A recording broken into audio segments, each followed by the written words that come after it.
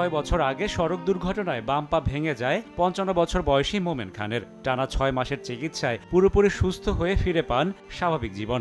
এরপর সবকিছু চলছিল ঠিকঠাকই, এমনকি ভুলেই গিয়েছিলেন দুর্ঘটনার ভয়ানক স্মৃতি। তবে গত 3 দিন ধরে দুর্ঘটনার শিকার সেই পা নিয়েই পড়েছেন মহা বিপত্তিতে।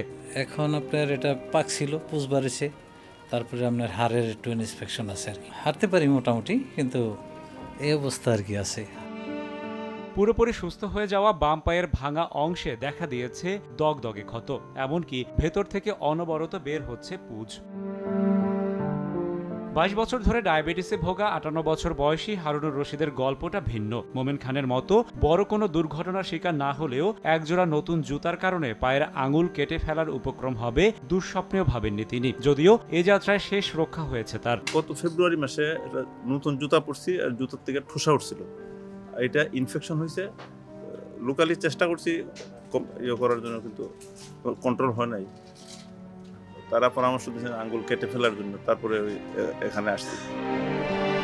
চিকিৎসকরা বলছেন হাড়ের ইনফেকশনের জন্য ছোটখাটো দুর্ঘটনায় সঠিক সময়ে সঠিক চিকিৎসা না নেওয়া অনেকাংশে দায়ী। এছাড়া ডায়াবেটিস সহ দীর্ঘমেয়াদী রোগাক্রান্তদের শরীরে রোগ প্রতিরোধ ক্ষমতা কম থাকায় ঝুঁকি থাকে হাড়ের সংক্রমণের। পাশাপাশি শিশুরাও ঝুঁকিমুক্ত নয় রোগটি থেকে। খেলতে গিয়ে ব্যথা পাওয়া ছাড়াও অপুষ্টিজনিত কারণেও শিশুদের বড় একটি অংশ শিকার হয় হাড়ের ইনফেকশনে। ছোটখাটো আমাদের অ্যাক্সিডেন্ট হয়, খেলাধুলায় মানুষ আঘাতপ্রাপ্ত হয়।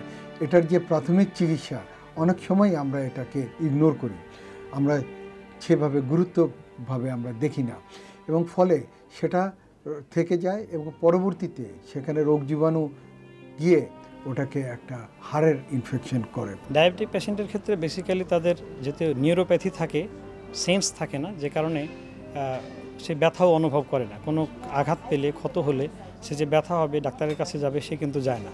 এই টাওয়ারে গিয়ে যখন এটা ক্ষতটা অনেক বেশি হয় তখন সে বুঝে, তারপর ডাক্তারের কাছে আসে। ততক্ষণে এটা হয়তো ছোট একটা আলসার থাকতে পারে, কিন্তু ওটা থেকে আস্তে আস্তে ভিতরে বোনস পর্যন্ত চলে যায়। তখন এটা তাদের জন্য অনেক বেশি ডেভাস্টেটিং হয়ে যায়, তখন হয়তো অ্যাম্পুটেশনের প্রয়োজনও হয়ে যায়। হাড় হলো শরীরের ভিত। একজন মানুষের সুস্থতার জন্য হাড়ের সুস্থতাও জরুরি। তবে নানা কারণে একজন মানুষের হাড় ক্ষতিগ্রস্ত হতে পারে। হাড় ক্ষতিগ্রস্ত হওয়ার পর সঠিক চিকিৎসা না নিয়ে অবহেলা করলে হাড়ের ইনফেকশন হতে পারে। দুর্ঘটনা কিংবা যে কোনো কারণে হাড় ভেঙে গেলে কিংবা ক্ষতিগ্রস্ত হলে চিকিৎসা পরবর্তী সুস্থতার পরেও নিয়মিত চিকিৎসকের ফলো আপ জরুরি। পেশেন্টকে বলে দিই যে আপনার অপারেশন হয়েছে, অ্যাক্সিডেন্ট হয়েছে, আপনার বিছানায় কিন্তু কেউ বসবে না। আত্মীয় স্বজন আসলো, তারা দেখা যাচ্ছে আবেগ বা পেশেন্টের কাছে বসলো, পাশে বসলো, সেখান থেকে জীবাণু ছড়ায়। সেখানে যদি তার বিছানার চাদরটা যদি ডার্টি হয়, সেখান থেকে জীবাণু ছড়াবে। তার বিছানায় যারা বসে সেখান থেকে জীবাণু ছড়াবে।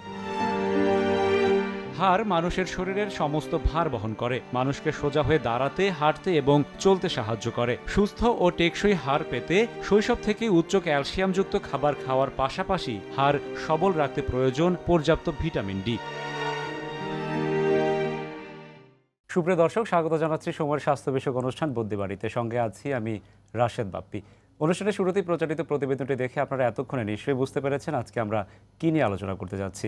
আমাদের আজকের আলোচনার বিষয় হাড়ের ইনফেকশন ও চিকিৎসা। আর নিয়ে কথা বলতে আমাদের সঙ্গে স্টুডিওতে উপস্থিত আছেন দুজন বিশেষজ্ঞ চিকিৎসক। চলুন শুরুতেই তাদের সঙ্গে পরিচিত হয়ে নেই। আছেন অধ্যাপক ডাক্তার পারভেজ আহসান, বিভাগীয় প্রধান অর্থোপেডিক্স বিভাগ, ইবনে সিনা মেডিকেল কলেজ হাসপাতাল, এবং আরও আছেন অধ্যাপক ডাক্তার মোহাম্মদ হাসান মাসুদ, বিভাগীয় প্রধান অর্থোপেডিক্স বিভাগ, স্যার সলিমুল্লাহ মেডিকেল কলেজ হাসপাতাল। আপনাদের দুজনকে স্বাগত জানাচ্ছি বুদ্ধিবাড়িতে। আমরা কথা না বাড়িয়ে শুরুতে আলোচনায় যাচ্ছি।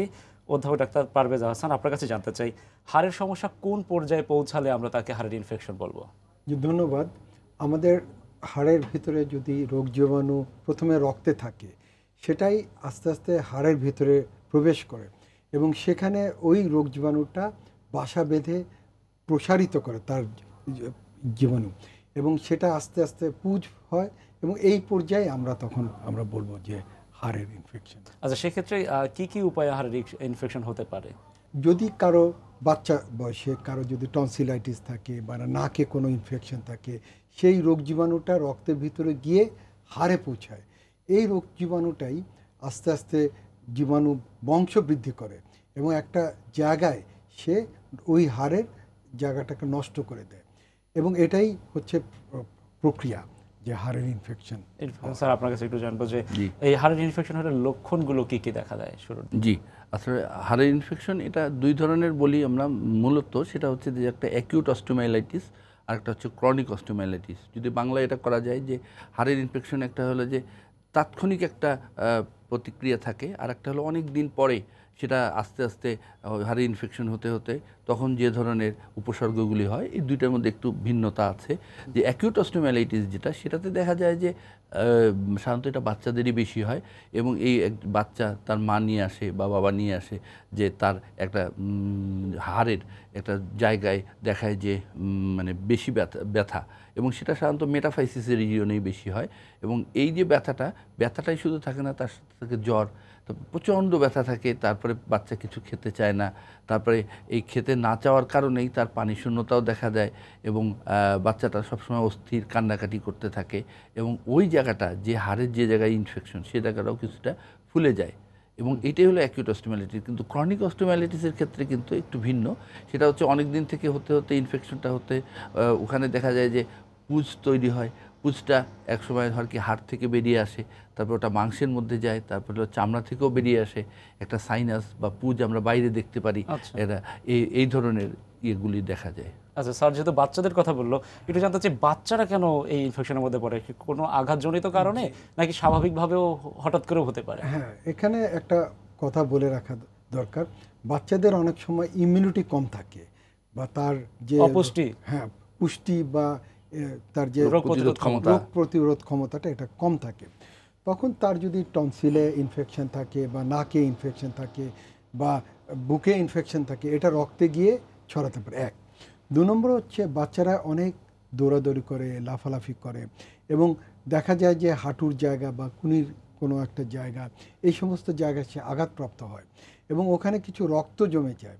সেই রক্ত জমে গেলে ওই জায়গায় কিছু রোগ জীবাণু যদি বাসা বাঁধে, তাহলেও ইনফেকশন হতে পারে। আচ্ছা, সেজন্য বাচ্চারা মোর প্রন টু ইনফেকশন হওয়ার জন্য। আমরা কি বলবো, মানে বয়স্কদের থেকে কি বাচ্চাদের বেশি হয় হাড়ের ইনফেকশন? যে হ্যাঁ, বাচ্চাদের এই ধরনের ইনফেকশন বেশি হয়, যেটা অ্যাকিউট অস্টিওমাইলাইটিস।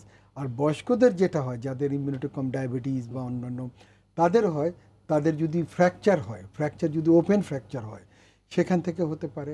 অথবা অপারেশন, হাড়ে যদি কোনো অপারেশন হয়, সেই অপারেশন পরবর্তীতেও বয়স্কদের ইনফেকশন হতে পারে। আচ্ছা, যেহেতু বললেন অপারেশনের কথা, আমরা আমাদের প্রতিবেদনে দেখলাম যে একজন ব্যক্তি তার 6 বছর আগে দুর্ঘটনায় তার পা ভেঙে গিয়েছিল। 6 বছর পরে এসে তার সেখান থেকে ইনফেকশন, সেখান থেকে পুঁজ বেরোচ্ছে, পুরো পা ফুলে গিয়েছে। প্রতিবেদনে আমরা সেটি দেখলাম। এটা কি তাহলে বলবো যে 6 বছর পরে এসে হঠাৎ করে এটা হলো, নাকি ওই ইনফেকশন বা ওই ভেঙে যাওয়ার পর থেকেই তার এই রোগটা ভেতরে ভেতরে ছিল? ক্রনিক অস্টিওমাইলাইটিস তার কিন্তু 6 বছর আগেই ওই রোগ জীবাণুটা ওই হাড়ে বাসা বেঁধেছিল, কিন্তু সেটা চুপিসারে সেটা ল্যাটেন্ট অবস্থায় আছে, এবং পরবর্তীতে যখন তার ইমিউনিটি কমে যায় এবং আস্তে আস্তে আস্তে আস্তে সেটা আবার বৃদ্ধি পায়, এবং সেটা আস্তে আস্তে হাড়ের থেকে মাংসে, মাংসের থেকে চামড়ায় আসছে। সো এইখানে এই 6 বছর যে ওই ইনফেকশন শুধু বসেছিল তা না, সে আস্তে আস্তে আস্তে এই মুহূর্তে এতদিন সে বুঝতে পারে নাই, সে ডাক্তারের কাছে যায় নাই, সে অন্য কোনো চিকিৎসা নেয় নাই, ফলে হঠাৎ সে বলছে যে 6 বছর গ্যাপে হঠাৎ করে আমার হয়েছে। কিন্তু এই রোগ জীবাণুটা সেই ওই 6 বছর আগেই, সেটা ওই হাড়ে দানা বেঁধে আস্তে আস্তে আস্তে সবসময় যেটা হয় যে জীবাণুরা ঢুকলে আমাদের যে রোগ প্রতিরোধ ক্ষমতা আছে, এবং এই যে রক্ত, আমরা বলে থাকি যে ব্লাড সেলস, রক্তকণিকা, এর মধ্যে যেটা শ্বেতকণিকা আছে, সেটার কাজ কিন্তু এরকম এই রোগ প্রতিরোধ করা, অর্থাৎ কোনো একটা জীবাণু আসলে, কোনো একটা ফরেন বডি আসলে সেটাকে মেরে ফেলা। তো দেখা যাচ্ছে যে যদি হয়তো জীবাণুর পরিমাণটা কম ছিল, এবং ওই সময় এই শ্বেতকণিকা বা রোগ যে প্রতিরোধ করার যে উপাদানগুলি, সেইগুলির অ্যাক্টিভিটি বেশি ছিল, সেই জন্য তখন কিছু করতে পারেনি, কিন্তু জীবাণুটা ডরমান্ট অবস্থায়, সুপ্ত অবস্থায় ছিল। আস্তে আস্তে যখন কোনো সময় হয়তো তার ইমিউনিটিটা কিছু ফল করলো, রোগ প্রতিরোধ ক্ষমতা, তখন এই জীবাণুটা মাত্রাচার দিল, তারা মাল্টিপ্লিকেশন করলো, অর্থাৎ তার বংশ বিস্তার করলো, এবং এই বংশ বিস্তারের কারণেই পরে দেখা গেল যে সেটাই ইনফেকশন হিসেবে দেখা গেল। স্যার, সেই ক্ষেত্রে তো প্রতিদিন অনেক মানুষ হচ্ছে বিভিন্ন কারণে, দুর্ঘটনাজনিত বা নানা কারণে তার হাড় ভেঙে যাচ্ছে। জি জি। তো যারা সুস্থ হয়ে যাচ্ছেন, আসলে প্রকৃতপক্ষে সুস্থ হওয়ার পরে বা হাড় জোড়া লাগার পরে এসে যদি স্বাভাবিক জীবনযাপন শুরু করেন, তারপরেও চিকিৎসকের পরামর্শ বা ফলো ফলো-আপে থাকা উচিত। ফলো-আপে থাকা উচিত। এখন একটু রোগ নির্ণয় সম্পর্কে জানতে চাই। এটা রোগ নির্ণয় অনেক সময় কঠিন হয়ে যায়। যেমন যদি অ্যাকিউট অস্টোমাইলাইটিস সে ব্যথা বলে এবং রোগীরা শিশু বিশেষজ্ঞের কাছে যায়, সেজন্য অনেক সময় এই রোগটা আমরা ডায়াগনোসিস করা বা বের করা ডিফিকাল্ট হয়। কিন্তু যদি অর্থোপেডিক সার্জনের কাছে যায় এবং রোগী যদি সুন্দরভাবে তার ইতিহাসটা বলে, তাহলে এটা সুন্দরভাবে ইতিহাস থেকে অনেক সময় আমরা ডায়াগনোসিস করতে পারি। যদি ইতিহাসে আমরা যদি না পারি, আমরা অনেক সময় পরীক্ষা করি, হাতে ফিজিক্যাল এক্সামিনেশন করি। ফিজিক্যাল এক্সামিনেশনও যদি আমরা বুঝতে না পারি, তাহলে আমরা দু ধরনের পরীক্ষা করি, হয় রক্তের পরীক্ষা সিবিসি, যেটা রক্তকণিকা শ্বেতকণিকা বৃদ্ধি পেয়েছে কিনা, ইএসআর বৃদ্ধি পাচ্ছে কিনা, এটা একটা জিনিস। দ্বিতীয়ত আমরা রেডিওলজিক্যাল পরীক্ষা করি। যদি এক্সরেতে ধরা পড়ে, তাইলে যদি এক্সরেতে না ধরা পড়ে, অনেক সময় আমরা এমআরআই বা সিটি স্ক্যানেরও সাহায্য নিতে পারি। সুতরাং ডিফিকাল্ট আমাদের ডায়াগনোসিস করা। আচ্ছা, এবার একটু ওই ডায়াবেটিক রোগীদের ক্ষেত্রে দেখা যাচ্ছে, আমাদের প্রতিবেদনে দেখেছি যে একজনের পায়ে সামান্য নতুন জুতা পড়েছে, সেই নতুন জুতা থেকে ফোসকা পড়েছে, সেখান থেকে তার পা কেটে ফেলার মতো বা আঙুল কেটে ফেলার মতো একটা উপক্রম হয়েছে। এই ক্ষেত্রে ডায়াবেটিস রোগীদের আসলে কতটা সতর্ক থাকা উচিত বা তাদেরই বা ঝুঁকি কতটুকু? ধন্যবাদ। ডায়াবেটিস রোগীদের আসলে অনেক বেশি সতর্ক থাকা উচিত সাধারণ মানুষের চেয়ে।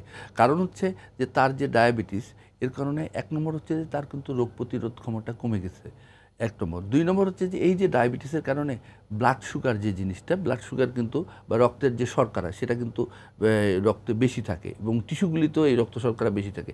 এবং যখনই রক্ত শর্করা বেশি থাকে, তখনই কিন্তু জীবাণুগুলি একটু আপার হ্যান্ড পেয়ে যায়। তারা মাল্টিপ্লিকেশন করতে তাদের জন্য সুবিধা হয়, তাদের বংশবিস্তার করতে সুবিধা হয়, এবং বংশবিস্তার করলেই তার মানে সেখানে ইনফেকশন দেখা দিবে। এবং এই জন্য ডায়াবেটিসের মানে রোগীদের সমস্যাটা বেশি। আরেকটা জিনিস যেটা হয়, ডায়াবেটিক নিউরোপ্যাথি বলে। নিউরোপ্যাথি মানে কি, যে নার্ভের কারণে সে কিন্তু দেখবেন যে ডায়াবেটিক রোগী বলবে যে আমি তো পায়ে ওরকম সেন্স পাই না, হাঁটতে গেলে আমার অনুভূতিটা কমে যায়। তো অনুভূতি কমে গেলে যখনই হাঁটছে, আর একটা সাধারণ মানুষ হাঁটলেই তো ব্যথাটা অনুভব করতে পারছে, বা তার একটা পিন প্রিক বা একটা কাটা ফুটেছে, সে কিন্তু করে সরে গেল। কিন্তু ডায়াবেটিসের রোগীটা কিন্তু এইটা বুঝতে পারলো না, যার ফলে তার ওখানে কিন্তু একটা ইনজুরি হয়ে থাকলো। এবং ইনজুরিতে এমনি তো তার ইমিউনিটি কম, প্রতিরোধ ক্ষমতা কম, সেই জন্য কিন্তু তখন হলো কি ইনফেকশনটা মাথা চারা দিতে সুবিধা হয়। আর যে ডায়াবেটিস না, সে তো সরাই নিল পাটা, বা তার হলো যে ইনজুরিটা সে বুঝতে পারলো, সে সচেতন হয়ে গেল।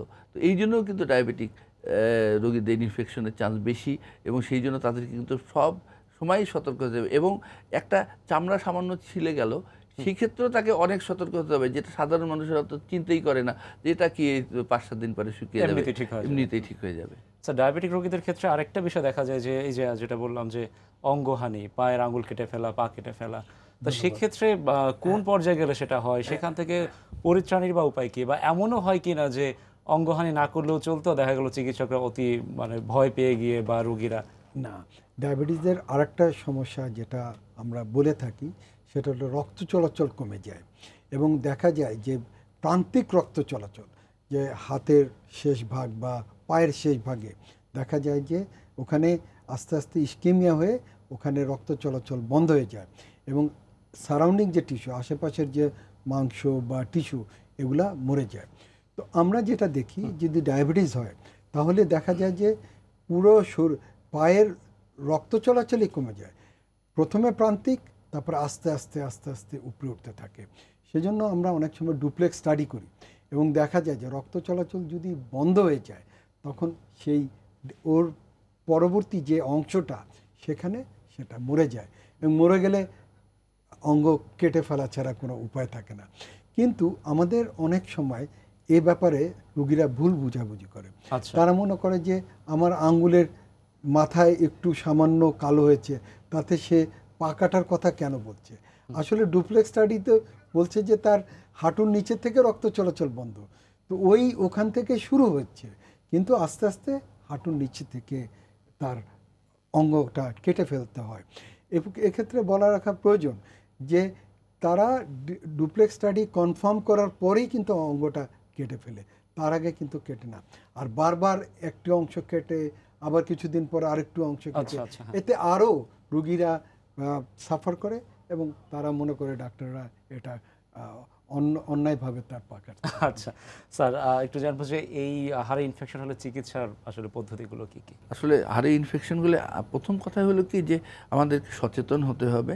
তারপরে হলো হাড়ের ইনফেকশন হলে তখন কিন্তু চিকিৎসা পদ্ধতি, যেমন আমি বললাম, প্রফেসর পারভেজ হাসান বললেন, যেমন যে অ্যাকিউট অস্টিওমাইলাইটিস যদি হয় সেই ক্ষেত্রে কিন্তু আমরা প্রথমেই যেটা করি যে তখন কিন্তু এক্স-রে করে আসলে অত ধরা পড়ে না। এই জন্য আমরা একটা ব্লাড কালচার করি। ব্লাড কালচার করলে তখন দেখা যায় ব্লাড কালচারে একটা জীবাণু ধরা পড়লো, তখন করি কি আমরা ওই জীবাণুটার এগেনস্টে যেসব অ্যান্টিবায়োটিক কাজ করবে, কারণ ওটা কিন্তু একটা রিপোর্ট দিয়ে দেয় ওরা যে এইটা রেজিস্ট্যান্ট, মানে এই অ্যান্টিবায়োটিক এই শরীরে জীবাণুতে কাজ করবে না, আর এই জীবাণু এটা হলো এখানে কাজ করবে সেন্সিটিভ জীবাণু। তো আমরা ওই রিপোর্ট দেখে তো তখন করি কি আমরা ওই অ্যান্টিবায়োটিকটা দিই। তারপরে তার সঙ্গে ধরেন অ্যাকিউট অস্টিওমাইলাইটিস আসলে বাচ্চারা একটু আগে বললাম যে ডিহাইড্রেশন থাকে, পানি শূন্যতা থাকে, তাকে আমরা স্যালাইন দিই। তারপরে হচ্ছে অ্যান্টিবায়োটিক, তারপরে হলো তার জ্বর থাকে, জ্বরের জন্য তাকে আমরা নাপা জাতীয় বা প্যারাসিটামল জাতীয় জিনিস আমরা ওষুধ দিই। তারপরে হচ্ছে যে তাকে হয়তো অনেক সময় জ্বর যদি থাকে আমরা টেপিড স্পঞ্জিং, অর্থাৎ তার গাটা ঠান্ডা কাপড় দিয়ে মুছে দেই। তারপরে হচ্ছে ধরেন একটা পায়ে একটা ইনফেকশন অস্টিওমাইলাইটিস, সেক্ষেত্রে আমরা একটা প্লাস্টার দিয়ে রাখি। এটা হচ্ছে অ্যাকিউট অস্টিওমাইলাইটিস, অর্থাৎ যেটা হলো মানে তাৎক্ষণিকভাবে যে অস্টিওমাইলাইটিস। আর ক্রনিক যেটা অনেক দিন পরে হচ্ছে, সেই ক্ষেত্রে আমরা যেটা করি সেটা হচ্ছে যে এই ইনফেকশন হলে ওখানে কিন্তু কিছু হাড় মরে যায়, এবং এই হাড় মরাটাকেই বলি আমরা সিকোস্ট্রাম। আবার ওখানে নতুন হাড়ও গজায়, যেটাকে বলি আমরা ইনভলিউক্রাম। কিন্তু এই হাড় মরে যেটা গেছে, এটাকে আমরা যদি বের না করে দেই, তাহলে কিন্তু কোনো দিনই ওই ইনফেকশন যাবে না। সেই জন্য করি কি আমরা ওটা সিকোস্টেক্টমি করে দিই। তবে এখন হচ্ছে কি আরও নতুন সব ট্রিটমেন্ট মোডালিটিস এসে গেছে, যেমন ইলিজারব দিয়ে আমরা এরকম ইনফেকশনের ট্রিটমেন্ট করতে পারি।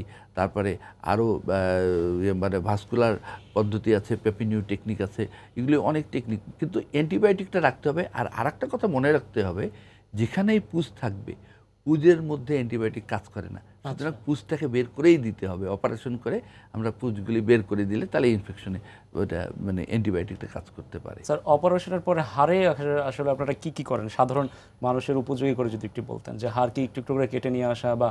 এখানে দুটো জিনিস আমরা করা হয়। প্রথমে আমরা যে মরা হাড্ডিটা, যেটা সিকুস্ট্রাম বলে, সেটা ফেলে দিই। দ্বিতীয়ত ওখানে যদি পুজ থাকে, সে পুজের পরীক্ষাও আমরা পাঠিয়ে দিই যে কোন অ্যান্টিবায়োটিকটা দেওয়া লাগবে। তৃতীয়ত আশেপাশেও যদি কোনো পুজ থাকে বা মরা মাংস থাকে, সেগুলো আমরা কেটে পরিষ্কার করে দিই। সুতরাং এখানে যে কথাটা, যে মরা কোনো জিনিস রেখে দিয়ে আসলে সেটা আর ভালো হয় না। এবং যে জিনিসটা যে প্রফেসর পারভেজ হাসান বললেন, যে এই ক্ষেত্রে আমরা ওই যে পুজগুলি যখন বের করে দিই, তারপরেও যেটার জন্য জীবাণু ওখানে না থাকে, এই জন্য আমরা করি কি নর্মাল স্যালাইন দিয়ে অনেক ভালো করে ওখানে ওয়াশ দিই। এবং আমাদের একটা ইয়েই থাকে যে solution of pollution is dilution. তার মানে হচ্ছে যে ওই জায়গাটা পলিউশন হয়ে গেছে, বিষাক্ত হয়ে গেছে, ওটাকে আমরা বেশি বেশি নর্মাল স্যালাইন দিয়ে ওটাকে আমরা পরিষ্কার করে দিই, যেন জীবাণুগুলির পরিমাণ কমে যায়। আমরা কিন্তু জিরোতে নিতে পারবো না জীবাণুর কাউন্টকে, কিন্তু কথা হলো জীবাণুর যদি পরিমাণ কমে যায়, তখন তার ইনফেকশনের ক্যাপাবিলিটি কমে যাবে। সেই জন্য আমরা ওখানে নর্মাল স্যালাইন দিয়েও ভালোভাবে এটা পরিষ্কার করে দিই। এবং কোনো সময় আমরা ডেড টিস্যু রাখি না, মরা টিস্যু রাখি না, কারণ মরা টিস্যুতে কিন্তু রক্ত চলাচল হয় না। কিন্তু যদি ভালো টিস্যু, যেটা ভায়াবল টিস্যু, সেগুলিকে যদি রাখি, সেখানে রক্ত চলাচল আসবে। রক্ত চলাচল আসলেই সুবিধা হচ্ছে যে রক্তের মধ্যে দিয়ে যে রোগ প্রতিরোধের যে ইয়েগুলি, শ্বেতকণিকা এবং আরও যেসব জিনিসপত্র দরকার যে জীবাণুটাকে মেরে ফেলার জন্য, সেগুলি তখন আসতে পারবে, তখন সেটা হিলিংয়ের দিকে যাবে। স্যার, একটু চিকিৎসা ব্যয় সম্পর্কে জানতে চাই। ধন্যবাদ। অস্টিওমাইলাইটিস প্রথমত এটা দীর্ঘমেয়াদী, যেটা আমরা ক্রনিক অস্টিওমাইলাইটিস নিয়ে আমরা বেশি অরিড, দীর্ঘমেয়াদী, এবং অনেক সময় অঙ্গহানি হয়। সেজন্য দীর্ঘমেয়াদী এবং অ্যান্টিবায়োটিক ব্যবহার করতে হয়। এবং দেখা যায় যে অধিকাংশ সময় অ্যান্টিবায়োটিক যেটা পাওয়া যায়, এটা ব্যয়বহুল অ্যান্টিবায়োটিক, সাধারণ অ্যান্টিবায়োটিক এখানে কাজ করে না। আর অ্যান্টিবায়োটিকটা দীর্ঘমেয়াদী দিতে হয়, 3 সপ্তাহ ইনজেকশন, 6 সপ্তাহ ইনজেকশন, এ দেখা যায় লাখ টাকার উপরে ব্যয় হয়ে যায়। এটা একটা। 2 নম্বর, যে ইনফেকশন আমরা কন্ট্রোল করলাম, কিন্তু পরবর্তীতেও হওয়ার চান্স থাকে, সেটার জন্য আমরা কিছু করি। যেমন এটা আবার প্যাথোলজিক্যাল ফ্র্যাকচারও হয়ে যেতে পারে। এটা যে শুধু হাড় আমরা দিয়ে দেবো সে না, তাকে সাপোর্টিভ এবং বারবার করে ডাক্তারের সাথে প্রতি মাসে একবার, 2 মাসে একবার ডাক্তারের সাথে দেখা করতে হবে। সুতরাং এটা এখানে সচেতনতা প্রয়োজন। এখানে অপারেশন করা লাগে, দীর্ঘমেয়াদী অ্যান্টিবায়োটিক দেওয়া লাগে এবং পেশেন্টের সাফারিংস অনেক অনেক বেশি। শিশুদের এই রোগ থেকে দূরে রাখতে গেলে অভিভাবকদের করণীয় কি করতে হবে? বারবার অপুষ্টির কথাটাও আসছিল আমাদের কথা। জি জি জি অবশ্যই। প্রথম কথাই হতেছে শিশুদের যাতে পুষ্টি ঠিকমতো পায় এই একটা জিনিস দেখতে হবে। তবে আরেকটা জিনিস, এখনকার দিনে আসলে ভিটামিন ডি দেখবেন যে শহরমুখী যে সভ্যতা, সেটাতে সবাই ভিটামিন ডি কিন্তু কম। এই কারণে তাদেরকে একটু মানে বাহিরমুখী হতে হবে, মানে হাড়ের যেন ঘনত্ব। যে হাড়ের ঘনত্ব বাড়ানোর জন্য বা মা বাবারা যদি বাচ্চাকে একটু নিয়ে রোদে নিয়ে যায়, অন্তত সপ্তাহের 7 দিনের মধ্যে 5 দিন আধা ঘন্টা বা 1 ঘন্টা করেও যদি বাইরে থাকেন, তাহলে কিন্তু ভিটামিন ডিটার পরিমাণ মানে শরীরে নর্মাল যেটা থাকে। না হলে কিন্তু ম্যাক্সিমাম বাচ্চাদেরই আমরা দেখছি, শুধু ম্যাক্সিমাম বাচ্চা না, যারা প্রাপ্তবয়স্ক তাদেরও আমরা ভিটামিন ডি করে দেখি এখন রোগী যারা ভিটামিন ডির ঘাটতি। ডির ঘাটতি। সুতরাং এই ভিটামিন ডি কিন্তু এই হাড়ের জন্য একটা মানে মানে অপরিহার্য একটা জিনিস, যেটা লাগবেই। ভিটামিন ডি ছাড়া হাড়ের ঘনত্ব ঠিক রাখবে না, হাড়ের পুষ্টি ঠিক রাখবে না, এবং সেই ক্ষেত্রেও দেখা যাবে যে হাড়টা যদি এরকম যদি ভিটামিন ডি কম থাকে, সেক্ষেত্রেও কিন্তু ওই ইনফেকশনের চান্স বেশি। সুতরাং আমাদেরকে দেখতে হবে যে তাদের জন্য ভিটামিন ডি ঠিকমতো পায় এবং তার জন্য পুষ্টি ঠিকমতো পায়, এইটা একটা জিনিস। আর একটা হচ্ছে বাচ্চাদেরকে একটু খেলাধুলা তো করবেই তারা, কিন্তু একটু সাবধানে রাখতে হবে যাতে তারা খেলাধুলাটা করার সময় যেন বেশি ইনজুরি না হয়। আবার খেলাধুলা করতে গিয়ে ইনজুরি হলে আবার সেটাকে অবহেলাও করা যাবে না। অবহেলাও করা যাবে না। সঙ্গে সঙ্গে আরেকটা জিনিস, বাচ্চাদের কিন্তু ইনফেকশন, ওই যে একটু আগে প্রফেসর পারভেজ হাসান বললেন যে হয়তো টনসিলাইটিস আছে বা রিমোট কোনো অন্যখানে একটা ইনফেকশন আছে, দেখা গেল ওইখান থেকে রক্তনালী দিয়ে এই জীবাণুগুলি চলে আসলো, আর একটা হাড়ে সেখানে একটা ইনফেকশন করতেছে। স্যার, টনসিলের প্রসঙ্গ আসলো, অর্থাৎ হাত কেটে গেলেও তো হতে পারে। টনসিল একটা উদাহরণ, কিন্তু যদি চর্মরোগও থাকে বা চর্মে কোনো ইনফেকশন থাকে, সেটাও কিন্তু রক্তে গিয়ে পরবর্তীতে হাড়ে ইনফেকশন হতে পারে। সুতরাং শরীরে কোনো ইনফেকশন যদি হয়, সেটাকে আমরা অবহেলা করব না, বিশেষ করে বাচ্চাদের যাদের ইমিউনিটি কম, যাতে রোগ প্রতিরোধ ক্ষমতা কম। এবং আমরা সবসময় চেষ্টা করব বাচ্চাদেরকে আমরা হাই ফুড আমরা খেতে বলব, পুষ্টিকর খাওয়া, এবং তাদেরকে জাঙ্ক ফুড বা অন্যান্য খাওয়া থেকে বিরত রেখে তাকে পুষ্টিকর খাওয়া, দুধ। স্যার, পাশাপাশি যাদের হাড় ভেঙে গেছে যে কোনো কারণে বা ভেঙে যায় বা দুর্ঘটনায় যদি কেউ পড়ে, সেক্ষেত্রে তাদের করণীয় কি হবে? তাদের করণীয় হচ্ছে যে না, প্রথম থেকে আরেকটা আমাদের বাংলাদেশে যেটা হচ্ছে বা সব আন্ডার ডেভেলপড কান্ট্রি, সেখানেও যেটা হচ্ছে যে ওই রোগীরা আসলে ইয়াদের কাছে যায়, কবিরাজদের কাছে যায়। তো কবিরাজদের কাছে না যেয়ে তারা যদি ডাক্তারদের কাছে আসে, তাহলে হচ্ছে কি ডাক্তার একটা সঠিক পরামর্শ দিতে পারে। এখন কথা হলো, কবিরাজ যেমন একটা ফ্র্যাকচার হলো, তারা করে কি ওই যে লতা পাতা দিয়ে, ওখানে লতা পাতা তো ওটা তো নিজেই জীবাণু বহন করছে, তা ওইটা দিয়ে যদি পেঁচায় রাখে, তাহলে ওখান থেকে ইনফেকশন ভিতরে যেতে পারে। তো এই জন্য কথা হচ্ছে যে একটা ফ্র্যাকচারের পরে অবশ্যই সচেতন হতে হবে, হাসপাতালে যেতে হবে এবং তাকে পরিষ্কার পরিচ্ছন্ন রাখতে হবে। হ্যাঁ, ডাক্তার সাহেব যেভাবে বলেন, অথবা ডাক্তার সাহেবও মানে বুঝতে হবে যে আমরা যেটা বলি যে অর্থোপেডিক এমার্জেন্সি, এরকম ওপেন ফ্র্যাকচারও একটা অর্থোপেডিক এমার্জেন্সি, অর্থাৎ তাড়াতাড়ি এটা চিকিৎসা করতে হবে। এই চিকিৎসাটা ঠিকমতো করতে হবে, তাকে পরিষ্কার করতে হবে, তারপরে তার অ্যান্টিবায়োটিক ঠিকমতো দিতে হবে। এইগুলি বিষয় আসলে আমাদের চিকিৎসার সময় যেমন জীবাণুমুক্ত থাকতে হবে, পাশাপাশি তার চিকিৎসা বা অস্ত্রোপচার হয়ে যাওয়ার পরবর্তী সময়টাকেও তাকে তো অনেকটা পরিষ্কার পরিচ্ছন্নতা মেনে চলতে হবে। এক্ষেত্রেও অনেকের ঘাটতি থাকে কিনা? জি জি, এটা আমি বলছি যে আমরা সাধারণত অপারেশন করি, অনেক অপারেশন করি হাড়ের ভিতরে, বিশেষ করে যে কোনো ফ্র্যাকচারে আমরা ইমপ্ল্যান্ট লাগাই, এবং এটা খুবই আপনার ডেলিকেট এবং খুবই স্টেরাইল ওয়েতে এই অপারেশন করতে হয়। হাসপাতালের পরিবেশ, ওটির ম্যান পাওয়ারের পরিবেশ, প্রত্যেকটা জিনিস আমাদেরকে মেনটেন করবে। 1 2 নম্বরে এই রুগীটাই যখন বেডে চলে যায়, দেখা যায় তার কেবিনে হাজার হাজার লোক উপস্থিত, তার নাকে রোগ জীবাণু, শরীরে রোগ জীবাণু, এগুলো ওই রোগীকে হ্যাম্পার করছে। ঠিক আছে, এখান থেকে চলে গেল বাসায়, সেখানে যে ড্রেসিংটা করে, বাসায় এসে ড্রেসিং করে, এবং দেখা যায় যে মোস্টলি এগুলো আনস্টেরাইল জিনিসপত্র নিয়ে ড্রেসিংটা করে। সেজন্য হাড়ের ইনফেকশন যদি হয়, দোষ পড়ে ডাক্তারের। কিন্তু এখানে যে একটা বিশাল পরিবেশে সে যে তার রোগ জীবাণুর সাথে সে মোকাবিলা করছে, এবং এখান থেকে যে ইনফেকশন হচ্ছে, এটা আমাদের দেশে খুবই একটা সমস্যা। স্যার, আপনাদের দুজনকে অসংখ্য ধন্যবাদ বদ্যিবাড়িতে আসার জন্য, মহামূল্যবান পরামর্শ দেওয়ার জন্য। অস্টিওমাইলাইটিস বা হাড়ের ইনফেকশনের চিকিৎসা অত্যন্ত ব্যয়বহুল ও দীর্ঘমেয়াদী, তবে প্রাত্যহিক জীবনযাপনে কিছুটা সচেতনতা অবলম্বন করার মাধ্যমে রোগটি এড়িয়ে চলা সম্ভব। পাশাপাশি দুর্ঘটনা কিংবা অন্য কোনো কারণে হাড় ক্ষতিগ্রস্ত হলে সঠিক সময়ে সঠিক চিকিৎসা নেওয়ার বিকল্প নেই। একই সাথে অসুস্থ অবস্থায় প্রতিটি মানুষকেই সংক্রমণমুক্ত থাকতে মেনে চলতে হবে পরিষ্কার পরিচ্ছন্নতা। আজ এ পর্যন্তই। আগামী বুধবার একই সময় হাজির হবে বদ্যিবাড়ি। সে পর্যন্ত ভালো থাকুন, সুস্থ থাকুন আর সঙ্গে থাকুন সময়ের।